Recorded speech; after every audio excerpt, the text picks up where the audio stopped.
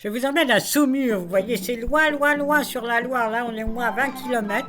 Et c'est vraiment le château de fées qui fait marcher notre imagination. On voit les fées, les dragons, tous ceux qui ont habité le conte d'enfants. Magnifique château d'amour, ainsi que l'appelait le duc René d'Anjou. Mais il faut garer l'auto très loin, devant un palais de justice, qui est une ancienne résidence superbe, au pied du château. Mais là, il faut grimper à pied et il y en a pour une bonne trotte, voilà, de ces immenses murailles sur lesquelles est construite le château, avec des petits cafés souvent pour qu'on se repose. Puis là, c'est la vue au nord, donc vraiment sur toute la vallée de la Loire et même bien au-delà. Et regardez le bateau qui promène les touristes sur la Loire, sur un des bras de la Loire. On continue à grimper. Là, c'est la vue sur la façade sud, tout à fait étonnante, avec la petite échauguette qui est construite là, sur le chemin de ronde. Vous en voyez une autre plus loin, car c'était vraiment un château défensif.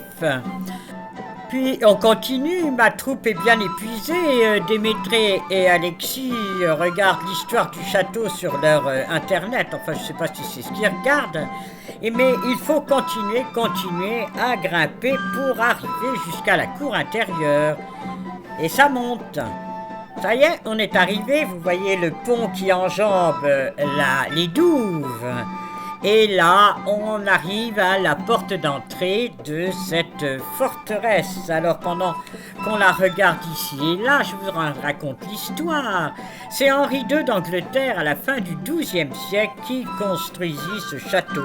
Puis Louis XI la transforma en résidence royale. Et regardez, il y a les fleurs de lys. Alors ça, l'épi de fêtage est tout neuf. L'architecte est Arnaud de Saint-Jouan. Il a fallu 12 000 feuilles d'or, 1,5 tonnes de plomb, et il a été terminé en 2015. Il fait 12,50 m de haut. Une prouesse. Voilà la cour intérieure, en partie Renaissance, car en fait, sous Louis XI, la résidence devenait confortable. Il a fallu percer des fenêtres à meneaux. L'escalier copie celui de Chambord, mais en moins somptueux. Le voilà, ce petit escalier par lequel on grimpe tout là-haut, pour se retrouver dans le musée du cheval. Pas grand-chose, enfin beaucoup de petites choses sans grand intérêt à mon avis. Et regardez la charpente en coque de navire. Ce qui est plus intéressant, c'est la vue.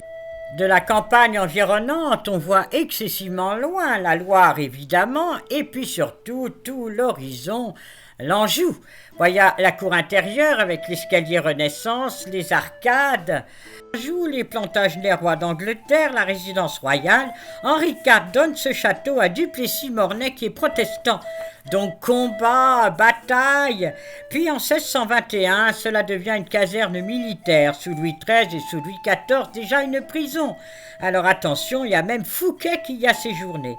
Sous Napoléon, c'est toujours une prison. Et en 1906, ce château très abandonné est acheté par la ville de Saumur et devient un musée.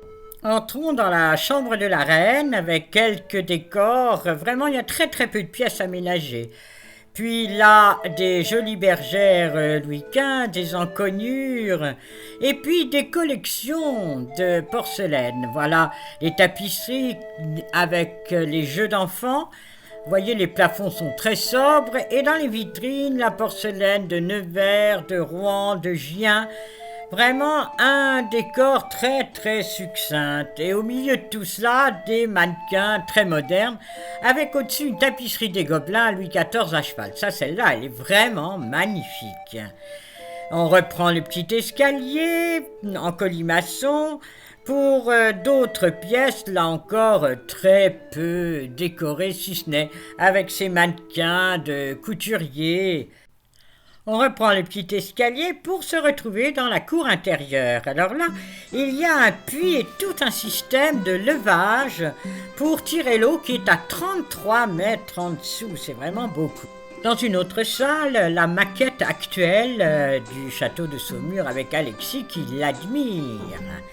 Puis nous sortons, la visite se termine, tout en observant toutes ces pièces dans lesquelles on n'est pas allé, car vraiment on n'a pas visité grand-chose. Mais bon, on reste un peu sur notre faim. Nous sortons là, la vue est toujours aussi magnifique, la terrasse agréable, surtout le petit café au parasol rouge dans lequel on a pris une glace avant de quitter ce lieu pour aller vers un autre lieu magique.